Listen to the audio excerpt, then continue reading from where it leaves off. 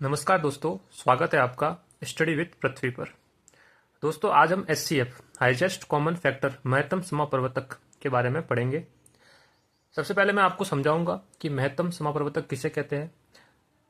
फिर हम एग्जाम्पल लेके कुछ क्वेश्चन सॉल्व करेंगे जिससे आपको एचसीएफ के बारे में कंप्लीट नॉलेज मिल जाएगा।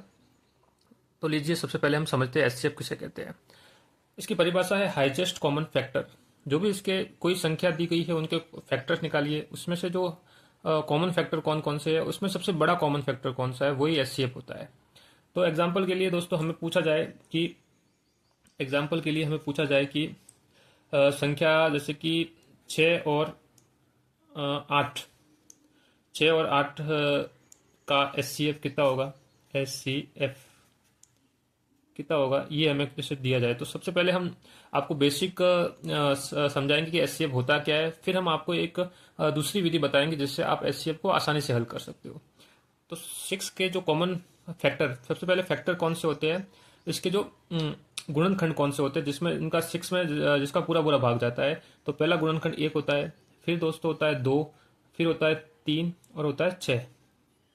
ये 6 के गुणनखंड हो गए। इस तरह से दोस्तों 8 के गुणनखंड कौन से होते हैं, गुणनखंड को फैक्टर बोलते हैं। तो 8 के गुणनखंड हो गए, 1 होता है, फिर 2 होता है, फिर होता है दोस्तों 4 होता है और फिर होता है 8 होता है। अब इसमें क्या होता है कि जो कॉमन फैक्टर कौन कौन से है, कॉमन फैक्टर दोस्तों 1 भी है, 2 भी है, दोनों में आ रहा है, वो कॉमन है। 3 इसमें है तो इसमें नहीं है, 6 इसमें तो इसमें नहीं है, 4 इसमें तो इसमें नहीं है, 8 इसमें तो इसमें नहीं है। तो ये कॉमन फैक्टर हो गए चारों, 1 और 2। अब उसमें क्या बोला है कि हाईएस्ट कॉमन फैक्टर, जो बड़ा कौन सा है, सबसे बड़ा हाईएस्ट कॉमन फैक्टर कौन सा है, तो वो कौन सा है दोस्तों, 2 है। तो यही एचसीएफ होता है।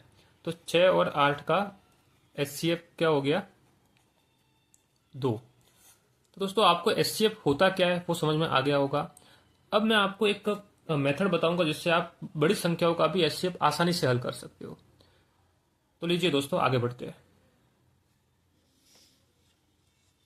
दूसरा एग्जाम्पल लेते हैं दोस्तों, जिससे मैं बताऊंगा कि भागफल विधि से एचसीएफ कैसे निकालते हैं। तो एग्जाम्पल है 40 और 95 का एचसीएफ कितना होगा। तो दोस्तों इसको अगर हम गुणनखंड विधि से करेंगे तो हमारा काफ़ी समय लग जाएगा।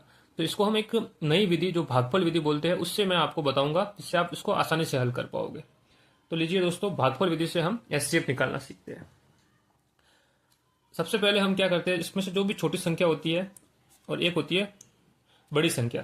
सबसे पहले हम छोटी संख्या को लेते हैं कि छोटी संख्या कौन सी है। इसमें से पहले हमें 2 लाइनें खींचनी है, ऐसे 2 लाइनें खींचनी है। उसमें सबसे छोटी संख्या कौन सी है उसको बाहर लिखना है दोनों में से, और बड़ी को संख्या कौन सी है 95 है, उसको अंदर लिखना है दोस्तों। इतना करने के बाद हमें देखना है कि 40 का भाग 95 में, जैसे नॉर्मल भाग करते हैं वैसे भाग करना है।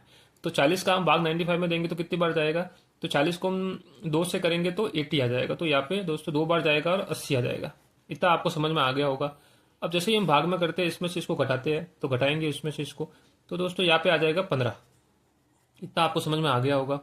फिर दोस्तों ये 15 आ गया तो फिर हमें आगे 2 लाइनें ऐसे खींचनी है। अब ये जो 40 है वो यहाँ आ जाएगा बीच में। अब हमें 15 का भाग 40 में देना है, तो वो भी दोस्तों 2 बार ही जाएगा और वो आ जाएगा 30। अब इसमें से हमें इसको माइनस करना है, तो दोस्तों आ जाएंगे 10। अब ये 15 है वो आगे आ जाएगा, ये 15 आगे आ गया। 15 में अब भाग देना है 10 का, तो वो एक बार ही जाएगा, तो कितना आएगा 15, 15 नहीं 10 आ जाएगा दोस्तों, 10 आएगा। फिर इसको माइनस करेंगे तो 5 आ जाएगा। इस तरह से आगे जाएंगे तो आगे 10 आ जाएगा, 10 आएगा तो 5 में 10 का भाग 2 बार जाएगा और यहाँ पे 10 आ जाएगा। और अंत में जो बचेगा इसमें से इसको घटाएंगे तो 0 0 आ जाएगा। तो यहाँ पे जब 0 0 आएगा तब जो संख्या हमें मिलेगी, जो यहाँ पे मिलेगी संख्या जिसका लास्ट में भाग दिया गया है, वही हमारा एचसीएफ कहलाएगा। ये एक भागफल विधि से हम एचसीएफ निकाल सकते हैं। ये एक एचसीएफ निकालने की सरल विधि है जिससे हम आसानी से बड़ी संख्याओं का एचसीएफ निकाल सकते हैं।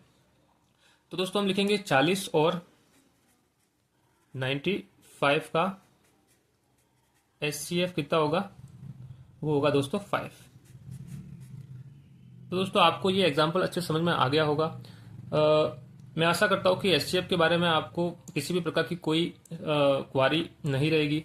अगर आपको इस रिलेटेड कोई क्वारी रहती है तो कृपया मुझे कमेंट कीजिए। अगर आपको ये वीडियो अच्छा लगा हो तो लाइक और शेयर कीजिए। अगर आप हमारे चैनल पर नए हो तो चैनल को सब्सक्राइब कीजिए।